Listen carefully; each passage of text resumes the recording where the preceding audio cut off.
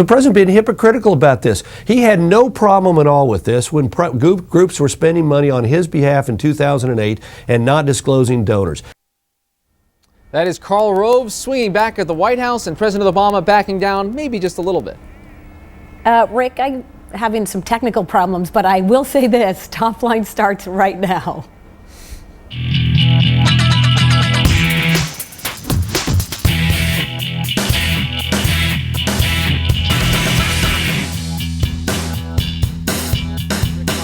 And I'm joined by Amy Walter in New York. And Amy, if you hear us say so, let us, lead us off with some top lines in a moment here. But you should know we start the show every day at noon Eastern, right here at abcnews.com, telling you everything you need to know about politics. Amy, are you getting us?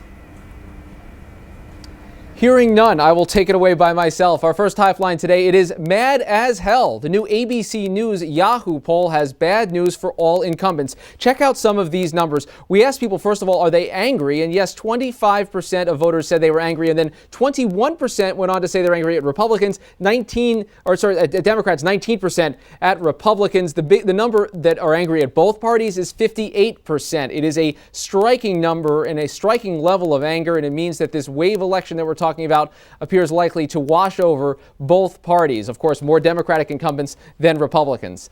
Next up today, it is made in China. There are forbidding and foreboding words that are flying out from both parties right now as the favorite boogeyman of both party committees appears to be China.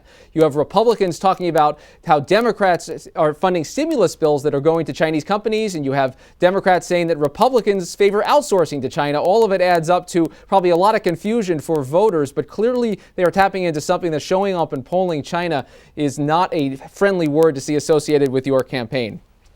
Next up today, buyer's remorse. Those are Colorado Senate candidate Ken Buck's words, and they were quoted back to him from 5 years ago. They were directed at a rape victim, and therein lies the problem for the Weld County prosecutor in his campaign. These words, or versions of them, have been out for some time, but he's having to deal with a fresh transcript, fresh interviews that are picked up in Colorado newspapers. It fits a frame that the Democrats are trying to paint about Mr. Buck as unfeeling. It is a tough issue for him to deal with in a very tight race, one of those races, as we know, that are going to determine control of the Senate. And finally today, doggone. It is hard to register on the Richter scale of outrage and to raise some eyebrows in an election year like this, but I think the governor of Illinois, Pat Quinn, has done it with his latest ad attacking his candidate, saying that he wants to euthanize pets. Take a look. Shame on Bill Brady. I am a Republican, but I don't support him for the mass euthanization of animals. I'm a pretty staunch Republican. I will not be voting for Bill Brady. That's sick and wrong. I cannot go with my party on that issue.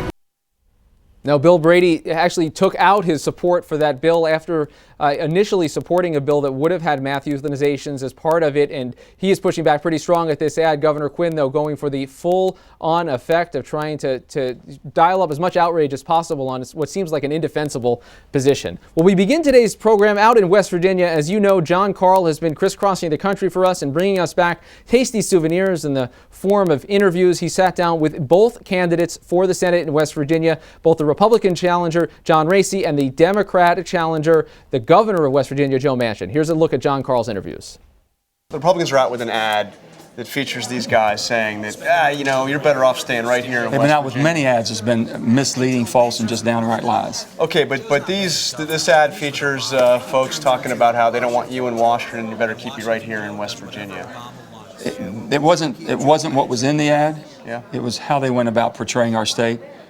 And I've said this, we're in the best shape of most any state in the nation. People don't really realize that. We're one of 4 states that's been ranked as the best financial, fiscally run states. We're proud of that. We're still reducing taxes. We haven't cut services. We haven't laid anybody off. We haven't raised anybody's taxes. We're still reducing them. And we have plenty of surplus in the bank. We're paying our bills. We're in great shape. And then, and we've been through some tough times, as you know, with our minds and all that. The strongest, toughest character people in the world. God-fearing, family-loving people, and they're hard-working people. And then to put a casting call out that we need blue-collar, redneck, hickey-looking people with hats on, preferably worn or dirty hats, if you will. No, there was no cross of the women and the quality of people that we have. And but here, I wouldn't have been upset if they said we want coal miners and truckers. Yeah. Those are two of the most honorable professions. We have hardworking people. Right. But then to cast that in such a disparaging light, it was just awful. And that does get your blood boiling in West Virginia, whether you're a Democrat, Republican, or an independent. It should get them fired up. Now, have you ever used actors in your ads? Not This is a common practice. Here, not that I know of. Now, if these must be, I don't know who they are. Yeah. If it's my opponent and his friends or however, you know, I really don't know, so I can't. But you can say that all your ads use real people. When we do West our Virginians. ads right now, they're West Virginians. Yeah, we don't bring anybody in. All right, so explain something to me, though. You're a popular governor. You're one of the most popular governors in the country. This was supposed to be, you know, the conventional wisdom was an easy race for you to win, and there's been poll after poll that has shown this a very close race. Many of them with your opponent actually in the lead. Why is that? Well, that's not accurate because we're watching polling too. But it's a very, but it's really close. very close why is race. It so Absolutely. Close? Why has he gained so much ground? Let me tell you one thing. People are mad and they're scared. I'm mad and scared with what's going on in Washington. And it's both. Democrats and Republicans are both wrong. I don't see them putting the country first. It's either about a Democrat or a Republican. It's about their own personal policies, if you will, or their personal achievements. What's good for them as a politician? When is the country going to get a break and do something right for the country? I think that's what you see. And they did it when George Bush was there. As you saw when going out, everything was blamed. You haven't seen me blame George Bush. Okay? Yeah. I'm just mad at the whole system. Well, what about Barack Obama? I think he's dead wrong on cap and trade, and he knows I know he's dead wrong on cap and trade. I sued the EPA yesterday because I think what they're doing would be ruinous to the economy of not just West Virginia, but of America. But they point to statements that you made that were very positive towards the campaign, towards the health care reform bill. That was you need health care reform. My state can't continue. But do you regret not being more critical of that bill as it was going through? I mean, who would have known? You were very positive towards the bill. You had to have health care reform. Yeah. Okay? I never saw 2000. I would have voted against at the end. They know I would have. Yeah. You know what I think I could have done? Mm-hmm. You need my vote to get this kind of stuff that doesn't make any sense to West Virginians? Forget me. Forget me on that. You don't have me on that. So are you going to stand up against President Obama, against the Democratic I will stand up against President Obama, the administration, and any other president and administration when they're wrong for West Virginia. I'll guarantee it. It's wrong for America. Governor Manchin told me today that you should apologize for that ad. Will you? Well, I don't think I apologize for something I didn't do. And I certainly didn't do it, and I didn't have anything to do with the ad, so it's awful hard for me to apologize for something I didn't have anything to do with. Do you think the National Party owes the state an apology? You'd have to ask the National Party. But I don't. I've said there's been a lot of offensive things said about me, and certainly in this race. And I've never gone negative. I've never said anything bad about Joe Manchin, and quite frankly, I don't have any time for it. So I keep my message, as Ronald Reagan used to put it, and I keep moving forward. But you call him a rubber stamp. That's not exactly a compliment. Well, I always watch what people do and not what they say. And we were talking earlier about Senator Clark Goodwin. I always like to get that name correct. Yeah. And, since he's been appointed by Joe, he's done 100% of everything that certainly President Obama wants. And he's a representative of Joe Manchin because Joe Manchin appointed him. That's his appointee.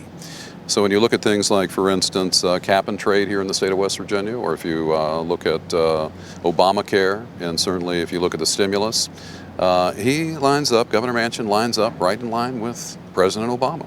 So usually if it looks like a duck and it quacks like a duck and it walks like a duck, 9 times out of 10, it's a duck. So, but how much is this ad controversy gonna throw you off the rails here? It doesn't throw me off any rails. No? No, not anywhere in the world. You don't think this is gonna hurt your campaign? I mean, people offended? There is no such thing as a perfect campaign. Yeah. If you ever met anybody who ran a perfect campaign, you let me know about it. What about things like unemployment benefits, unemployment insurance? Should that be a federal responsibility? Well, yeah, I think as long as the federal government makes the decisions that have got our country in the position we're in right now, I think it is a federal government decision. So you would decision. keep that. What about the minimum wage? The minimum wage is something that FDR put in a long time ago during the Depression. I don't think it worked during the Depression. It didn't solve any problems back then. It hasn't solved any problems in 50 years. The minimum wage is not something that you want to stay on as a permanent basis. In other words, if you have a minimum wage job, you don't stay there 20 or 30 years. You don't put your children through college working on minimum wage. One of the best things that I can think, and when you get government out of the, let's say, micromanaging the economy, you don't want government to set price controls, you don't want government to set wage controls, and it's an archaic system that quite frankly has never worked. So you think that we should do away with the idea of a federally mandated minimum wage? Absolutely. Okay, so a lot of attention to your house in Florida, to the driveway, to where your children go to school, as you say. One question that's been asked is, where do you pay the bulk of your income tax? Right here in West Virginia. Right here in West Absolutely. Virginia. This is where I pay. This is where I pay all my income taxes. All your income tax Yes, right here yes, sir. in the state of West Virginia. And you know what? But you know, to me, are these issues? I mean, really, when you look at somebody's preference, what kind of clothes they wear, where they send their children to school, or what kind of house they live in, you got to wonder. You got to really wonder about somebody who wants to go to the United States Senate. That is so. Well, the point they're trying to make is they're trying to say that you're not true West Virginia. Well, I mean, if you spend a lot of time in Florida, you got a house down there. Let me your say kids go to this: school there's nobody in the private sector that employs as many people in West Virginia as I do. And if they are, I'd like them to stand up. Number two, I have been a resident of West Virginia my whole life, and so is my father, so is my grandfather, and so is my great-grandfather. And we are very proud people here in West Virginia, and there's no better state in the world. I pay all my taxes here. I've voted here every year. So I don't know what the concern might be. And our thanks to John for bringing some top-line cheer to West Virginia, one of the absolute best Senate races in the country. Absolutely.